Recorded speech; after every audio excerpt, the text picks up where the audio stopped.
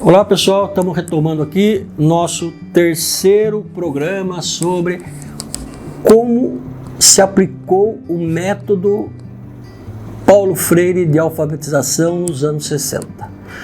Então nós tivemos o programa 1, explicamos o círculo de cultura e palavras geradoras. No programa 2, semana passada, nós falamos também sobre as palavras geradoras e a apresentação desta palavra para os educandos, inclusive com a simbologia e separando as sílabas e mostrando as famílias fonêmicas da palavra tijolo. Então, dando continuidade de hoje, da aula passada, dando continuidade hoje, nós vamos retomar então as famílias fonêmicas da palavra tijolo, que é lá, repito, todo mundo já sabe, é o ta, te, ti, to, tu, o já, ge, gi, jó, ju, o lá, lé, li, ló, lu, tá? Então isto, por enquanto, o aluno não está escrevendo, ele só está olhando, observando, tá certo? Aí então, o curioso nisto é que ali estão todas as vogais, o A, o E, o I, o O, o U. Então, junto com a sílaba, junto com a palavra tijolo, conhecendo todas as famílias fonêmicas, então o aluno começa a perceber que existe uma diferença entre A, E, I, O, U, e ele acaba por aprender também as 5 vogais, tá certo? Muito bem. Aí o que então o professor solicita para que os alunos observam? Procurem ali, por visualização, o ti de tijolo. Lembre-se que na aula passada eles já viam o tijolo, a foto do tijolo e a figura, a figura da palavra. Então eles vão tentar localizar ali dentro o ti, o T mais I, tá? E aí o professor então, coordenador, ele lança um desafio. Achem um outro pedacinho, que não termine com I. Então, obviamente, alguns vão achar o TA, que é o tá, o TE, o ti, o TU, que é o tu, Então, a identificação dessas outras vogais, desses outros pedacinhos, dessas outras sílabas, que não estão no tijolo, mas que podem ser formadas a partir do ti. Muito bem. Aí então se dá a leitura dessas palavras. Tá? Até o momento, repito, ninguém escreve nada.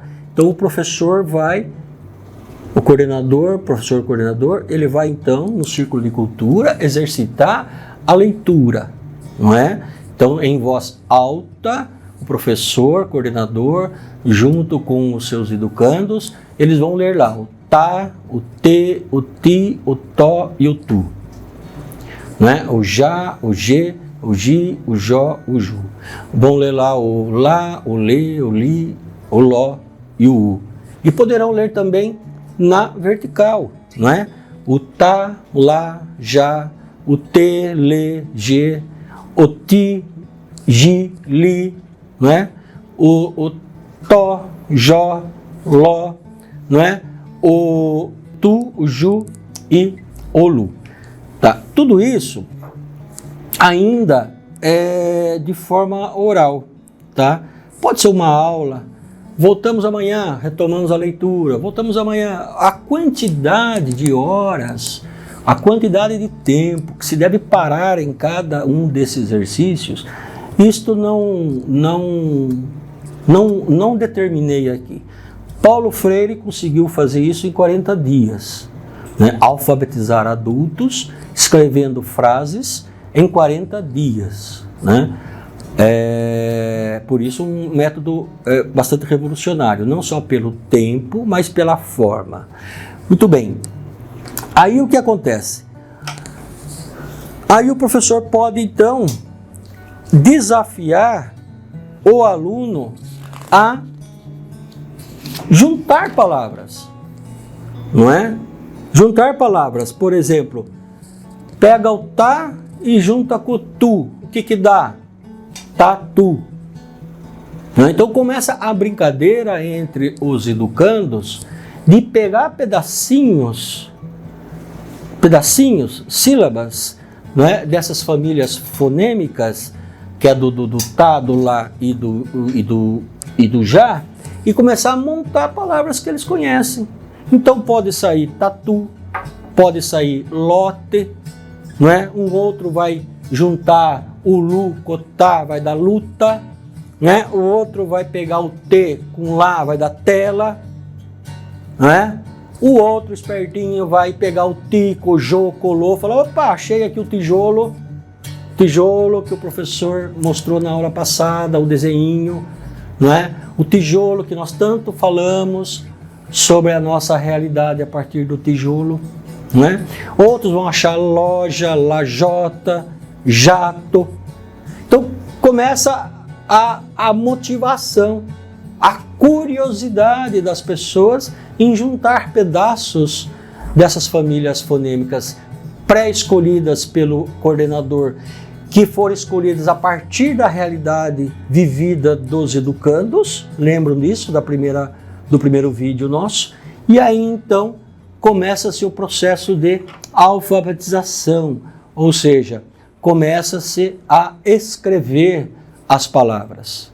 Não é? O aluno pode copiar as famílias fonêmicas no caderno, pode fazer o que o professor fez, não tem problema nenhum. Isso é o de menos. O que vai ser legal é que, a partir dessa tomada de consciência de que com pedacinhos de palavras se monta uma palavra inteira e com sentido, o aluno começa então a desenhar as letras.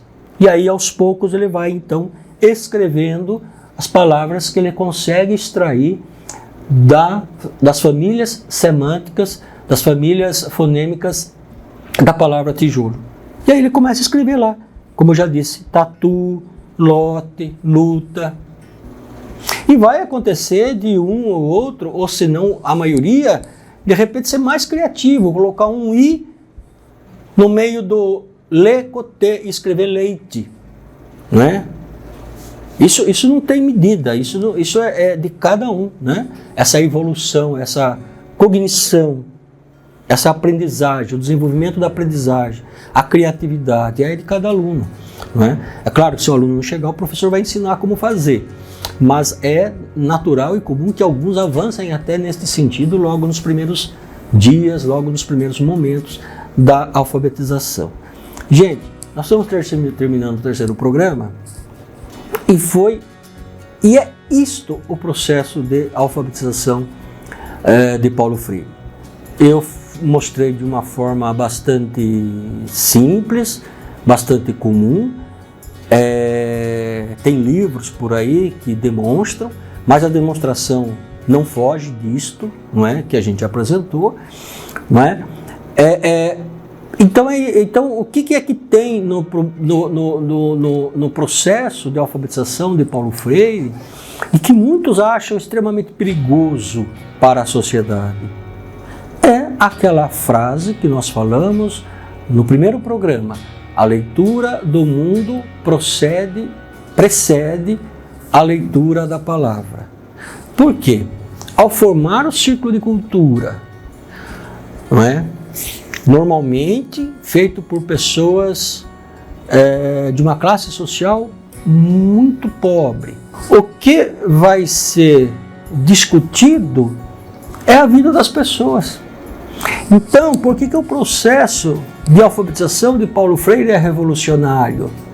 Porque a pessoa, antes de escrever a palavra, ela vai, junto com os seus colegas que vivem a sua mesma realidade, eles vão dessecar, descodificar aquelas palavras com sentido. E aí sim a interferência do coordenador no aspecto de ir incrementando o debate, E o que vai acontecer? A conscientização. Então, a conscientização social de uma pessoa, a conscientização social política de uma pessoa não é dada por outra pessoa. Eu não conscientizo ninguém. Tá certo? A pessoa que se desperta para a conscientização. E o que o método Paulo Freire tem de revolucionário e que nenhum outro método tem é o despertar da consciência de quem eu sou, de que mundo que eu vivo.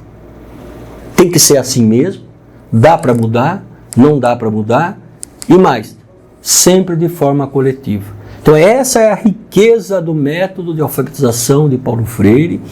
Por isso que Paulo Freire, nos dias de hoje, continua sendo perseguido por muitas pessoas no Brasil, porque antes do aluno se alfabetizar, o aluno para e pensa no mundo que ele está vivendo, nas injustiças, nas desigualdades, e o que podemos fazer para melhorar essa situação social. Por isso, a frase do Paulo Freire: a leitura do mundo precede a leitura da palavra. Tá certo, pessoal? Então é isso.